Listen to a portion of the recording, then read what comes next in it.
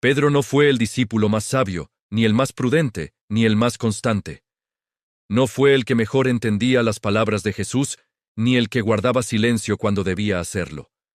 Sin embargo, fue uno de los pilares sobre los que se construyó la primera comunidad cristiana. Para comprender por qué, hay que entender primero quién fue Pedro realmente, no como símbolo religioso, sino como hombre. Antes de llamarse Pedro, se llamaba Simón. Era pescador en el lago de Galilea, un oficio duro, repetitivo, marcado por noches largas y redes vacías. Su vida no estaba orientada a la trascendencia ni al liderazgo espiritual. Vivía de lo que el día ofrecía y de lo que la noche permitía sacar del agua. No hay indicios de que Simón buscara a Dios de una forma especial, ni de que esperara un cambio radical. Y sin embargo, el cambio llegó. Jesús se acerca a él no como a un sabio, ni como a un hombre preparado, sino como a alguien cansado, frustrado, acostumbrado al esfuerzo sin recompensa. Le pide algo aparentemente absurdo: volver a echar las redes después de una noche entera sin pesca. Simón obedece, no por fe profunda, sino por respeto humano.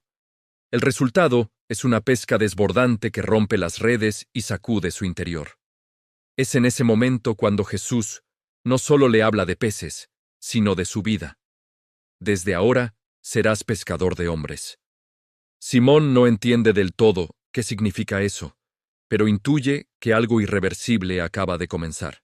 Jesús no lo llama por lo que es, sino por lo que será. Cambia su nombre, lo llama Pedro, roca. No porque ya lo sea, sino porque esa es la dirección del proceso. Aquí aparece una de las claves más importantes para entender toda la historia de Pedro. Jesús no lo define por su carácter presente, sino por el propósito que ve en él. Pedro no nace roca. Se convierte en roca a través del error, del miedo, de la caída y de la restauración. Desde el inicio, Pedro se muestra impulsivo, apasionado, incapaz de medir sus palabras. Es el primero en hablar, el primero en prometer, el primero en reaccionar. Cuando Jesús pregunta quién dicen los demás que es él, Pedro responde con firmeza: Tú eres el Mesías. Es una confesión profunda, pero apenas unos versículos después, cuando Jesús anuncia su sufrimiento, Pedro lo reprende. El mismo hombre que reconoce a Jesús como Hijo de Dios intenta corregirlo por no aceptar un Mesías que sufre. En Pedro conviven la fe genuina y la incomprensión humana. Jesús no lo expulsa por eso. Tampoco lo humilla. Lo confronta, sí, pero sigue caminando con él. Pedro aprende acompañando, equivocándose, observando milagros, escuchando parábolas que muchas veces no comprende del todo. Es el discípulo que camina sobre el agua y se hunde, no porque no crea, sino porque duda cuando el miedo aparece. Es el que presencia la transfiguración y quiere quedarse allí, sin entender que la fe no se construye en la gloria constante, sino en el camino cotidiano. Pedro ama a Jesús con intensidad. Ese amor es real, sincero, pero también inmaduro. Cree que amar es no fallar nunca, no retroceder jamás, no tener miedo. Por eso, cuando Jesús anuncia que será arrestado y que todos lo abandonarán, Pedro se siente personalmente interpelado. No puede aceptar esa posibilidad. Declara con fuerza que, aunque todos fallen, él no lo hará. No está mintiendo. En ese momento, Pedro cree sinceramente que es capaz de mantenerse firme. Aquí aparece uno de los momentos más delicados de la historia: el choque entre la intención y la realidad. Pedro quiere ser fiel, pero aún no conoce el alcance de su propio miedo. Jesús lo sabe.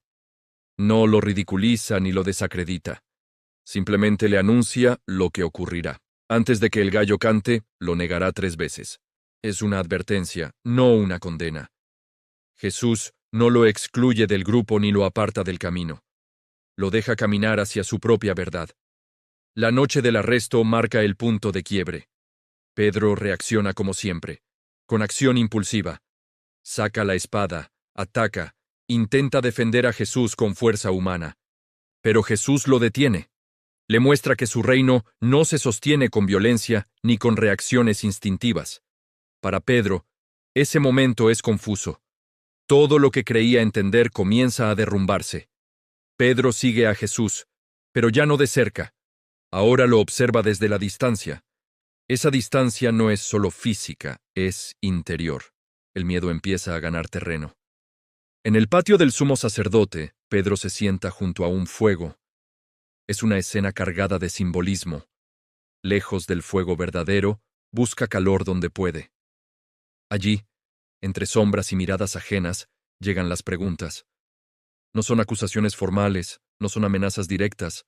Son preguntas sencillas, casi casuales. ¿No estabas tú con él?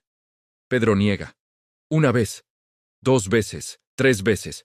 No lo hace gritando, ni con rabia. Lo hace con temor, con el deseo humano de desaparecer, de pasar desapercibido, de salvarse a sí mismo. Cada negación lo aleja un poco más de la imagen que tenía de sí mismo. Y entonces, el gallo canta. Jesús gira la cabeza y lo mira. No hay palabras. No hay reproche. Solo una mirada que atraviesa a Pedro por completo. Esa mirada no condena, pero revela. Pedro comprende en ese instante no solo que ha negado a Jesús, sino que ha descubierto su propia fragilidad. Sale y llora amargamente. No es un llanto teatral. Es el llanto de alguien que ha perdido algo esencial, la confianza en sí mismo. Después de la crucifixión, Pedro desaparece del relato activo. Jesús muere, y con él mueren muchas expectativas. Pedro no solo ha perdido a su maestro, ha perdido su identidad. El hombre que prometió fidelidad eterna no estuvo a la altura en el momento decisivo. La culpa se instala, y la culpa, cuando no se enfrenta, se convierte en silencio, en huida, en retroceso. Pedro vuelve a pescar. No porque sea su sueño, sino porque es lo único que sabe hacer. Volver al origen es, para muchos, una forma de anestesiar el dolor. Es un gesto profundamente humano. No se siente digno de liderar, ni de hablar, ni de seguir adelante. Simplemente vuelve a lo conocido. Pero Jesús no ha terminado con él. Al amanecer, después de una noche sin pesca, alguien aparece en la orilla. La escena recuerda al primer encuentro. La voz es conocida, aunque Pedro no la reconoce de inmediato. Jesús les pide que echen la red una vez más. El resultado es el mismo milagro del comienzo. En ese instante, Pedro comprende. No necesita palabras, no necesita confirmaciones. Se lanza al agua y nada hacia la orilla. No camina con solemnidad, no espera explicaciones. Se arroja, porque el amor verdadero no calcula el modo en que regresa. Jesús ha preparado un fuego, pan, paz. No hay acusación, no hay reproche público. El fuego no es casual. Pedro negó a Jesús junto a un fuego, y ahora es restaurado junto a otro. Dios no evita el lugar de la herida, lo convierte en lugar de sanación. Jesús no le pregunta por la negación, no le exige explicaciones, no le recuerda el pasado. Le hace una sola pregunta, repetida 3 veces. ¿Me amas? Cada vez, Pedro responde con menos arrogancia y más verdad. Ya no promete heroicidades, ya no jura fidelidad eterna. Simplemente afirma su amor desde la humildad. Y eso es suficiente. Apacienta mis ovejas, le dice Jesús. No es una recompensa, es una confirmación. Jesús sigue contando con él, no a pesar de su caída, sino a través de ella. Pedro no es restaurado borrando su fracaso, sino integrándolo. Ahora sabe quién es, y también sabe quién no es. Ya no confía en su fuerza, sino en la gracia que lo sostiene. Pedro se convierte en líder, no porque nunca falló, sino porque sabe lo que significa caer y volver. Su autoridad no nace de la perfección, sino de la experiencia. Por eso puede sostener a otros. Por eso puede hablar de perdón con verdad. Por eso puede anunciar esperanza sin soberbia. La historia de Pedro no es la historia de un hombre que nunca dudó. Es la historia de alguien que dudó, cayó, lloró y regresó. Es la historia de un amor que no fue suficiente para evitar el error, pero sí suficiente para volver después de él. Y esa es, precisamente, la razón por la que su historia sigue resonando hoy. Porque Pedro somos muchos. Somos los que prometimos y fallamos, los que creímos ser más fuertes de lo que éramos, los que nos escondimos cuando llegó el miedo, pero también somos los que podemos volver, los que pueden escuchar, una vez más, la pregunta esencial: ¿me amas? Y si la respuesta sigue siendo sí, entonces el camino no ha terminado.